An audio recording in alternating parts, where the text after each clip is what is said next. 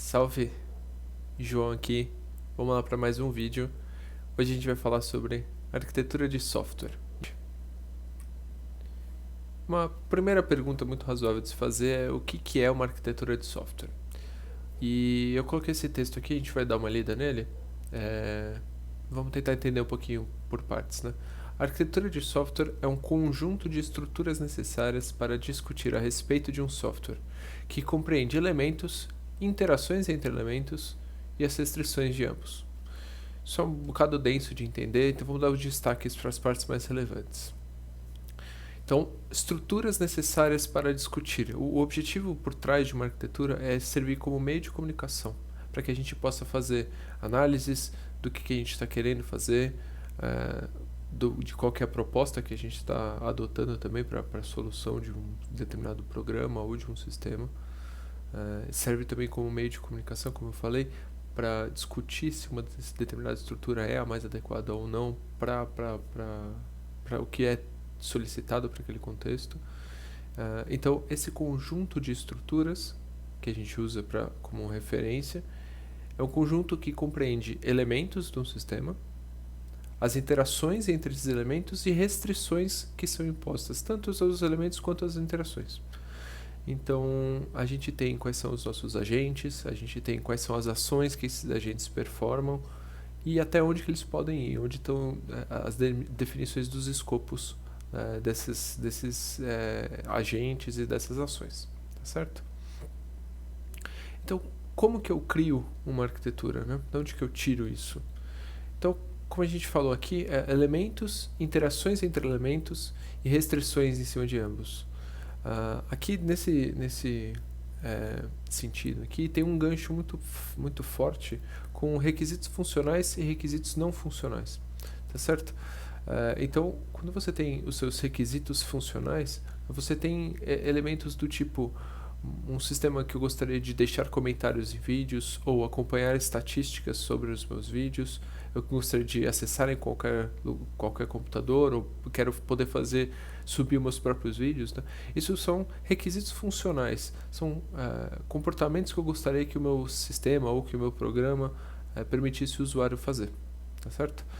Além disso, tem algumas outras coisas, algumas outras características que são os que a gente chama de requisitos não funcionais. São características do tipo, eu quero que o código seja modularizado, eu quero que o sistema seja escalável, seja seguro, eu quero que seja um código testável, tá certo? Então são características que não estão necessariamente ligadas ao domínio da aplicação, mas que você gostaria que elas estivessem presentes dentro do seu sistema de uma forma completa.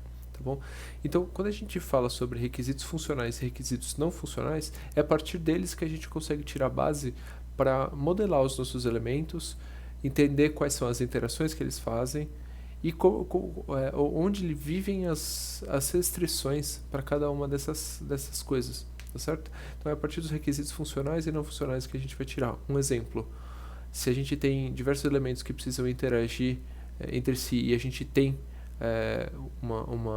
um requisito não funcional de que ele seja rápido, por exemplo, isso é meio subjetivo, mas a gente pode tentar traduzir isso em complexidade computacional e, portanto, os algoritmos dessas interações têm que ser de uma baixa complexidade computacional, tá certo? Só para ajudar a dar uma compreensão melhor de como que você cria uma arquitetura, a partir de onde que você sai, tá certo?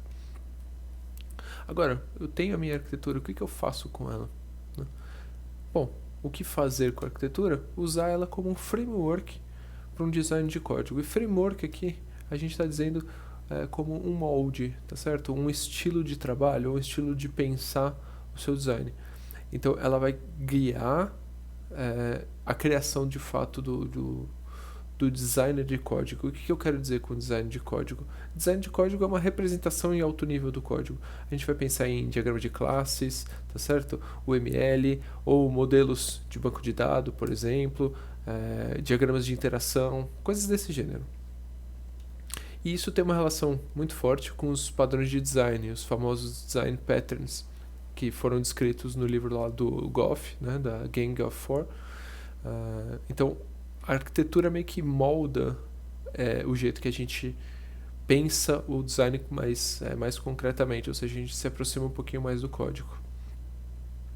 Em resumo, eu tenho um contexto, certo? Um cliente que está me pedindo um determinado sistema, ou até mesmo uma questão mais simples, como o enunciado de um trabalho de faculdade, alguma coisa do gênero. Mas enfim, este contexto define os requisitos funcionais e não funcionais do seu sistema ou do seu software, tá certo? A partir dos quais a gente usa como referência para a arquitetura de software. Tá certo? Então, a partir dos requisitos funcionais e não funcionais, a gente tira uma arquitetura. Essa arquitetura, por sua vez, serve de molde, né? É o framework para a criação do design do sistema. E o design do sistema nada mais é do que uma representação em alto nível da implementação do código. Então, com isso, pensando a arquitetura, tendo esse panorama, a gente tem uma coisa que vai desde o contexto mais abrangente, que seria os requisitos funcionais e não funcionais, ou seja, a sua demanda, né, a necessidade que você tem para construir o seu sistema. A gente passa isso para uma fase de arquitetura, que para a gente poder argumentar, comunicar sobre o sistema com outras pessoas da equipe, e vai gradativamente simplificando e objetivizando esses requisitos e essa arquitetura em um design do sistema, até finalmente a gente chegar na coisa mais concreta de todas, que é de fato o código funcionando, a implementação. Tá certo? Então vou fazer um pequeno estudo de caso aqui de um sitezinho, tá bom? E então a gente vai falar mais especificamente sobre desenvolvimento front-end web, tá bom? Então, aqui a gente vai trabalhar muito com componentização, e se esse conceito não está muito legal para você, eu recomendo que você assista esse vídeo aqui, que é também da nossa playlist do CodeLab Beats, feito semana passada. Então, é um conteúdo novinho aí, tá super focado nessa definição do que é uma componentização, ele aborda um bocado isso.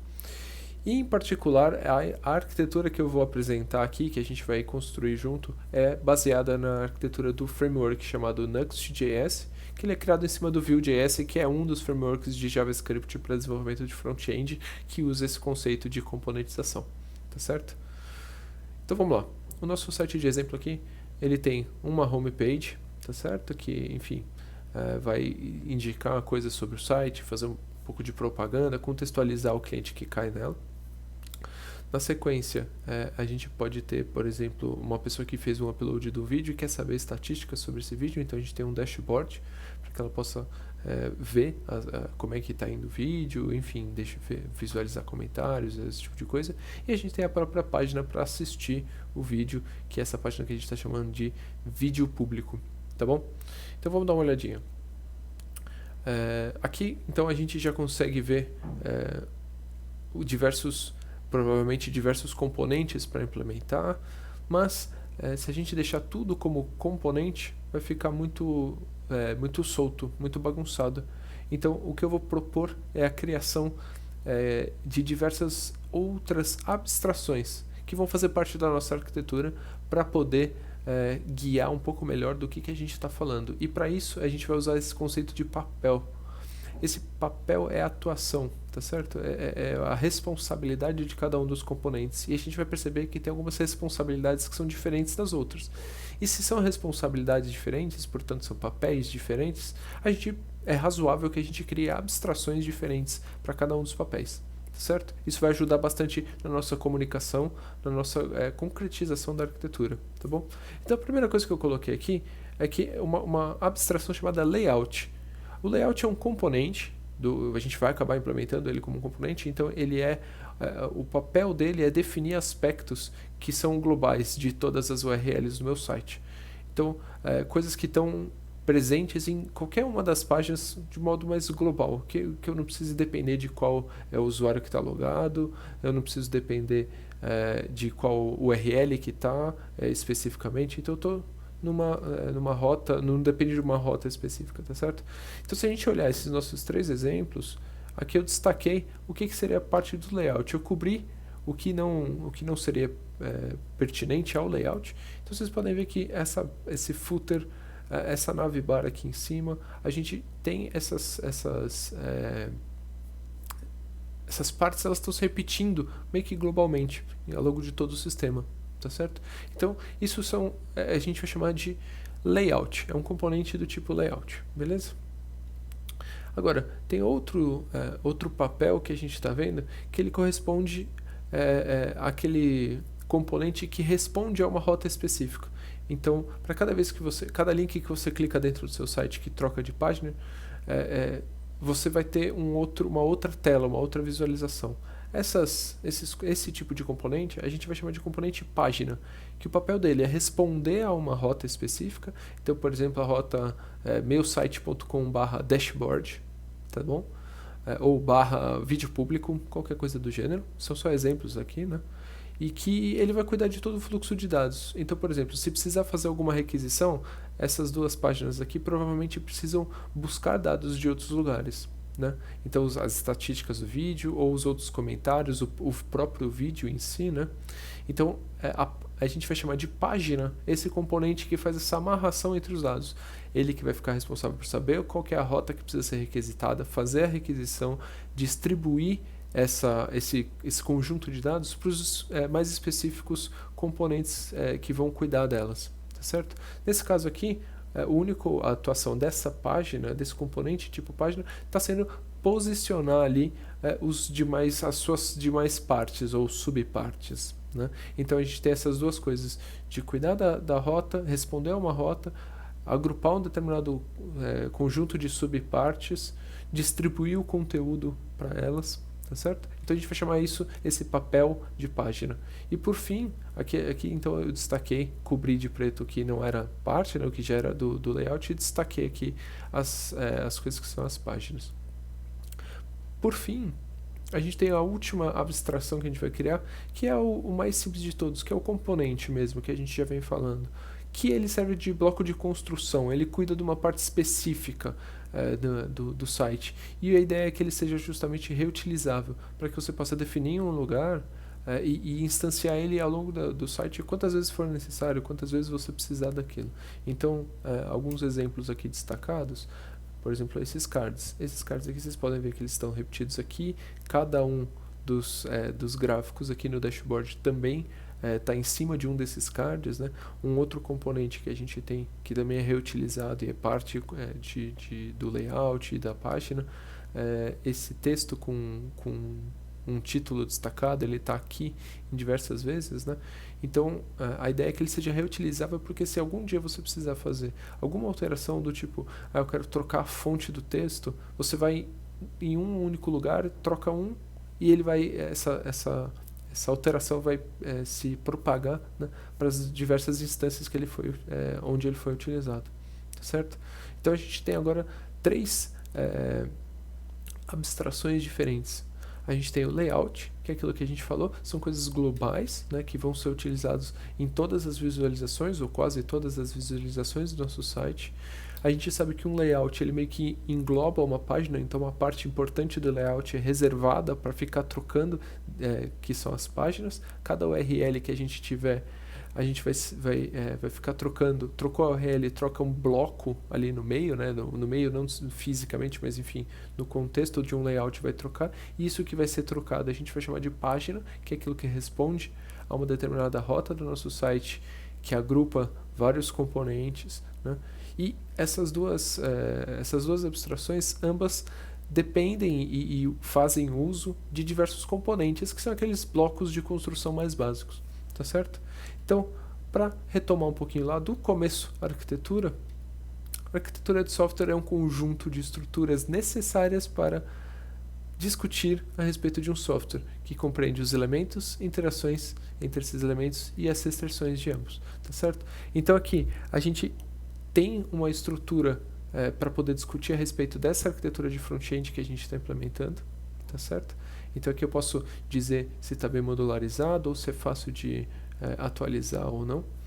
Eu tenho elementos bem definidos, eu tenho interações entre esses elementos, tá certo? Aqui é um exemplo delas, né? Um layout compreende uma página, ele abraça uma página, né? Ele encapsula uma página. ou, por exemplo, o layout utiliza componentes, uma página também utiliza componentes, a gente tem isso aqui, e a gente tem as restrições de, por exemplo, papel de cada um deles, né? Então, por fim, para a gente deixar bem claro, nosso vídeo era sobre arquitetura, e aí eu encerro com essa descrição aqui de arquitetura para vocês, tá bom? Então, até uma próxima. Tchau, tchau.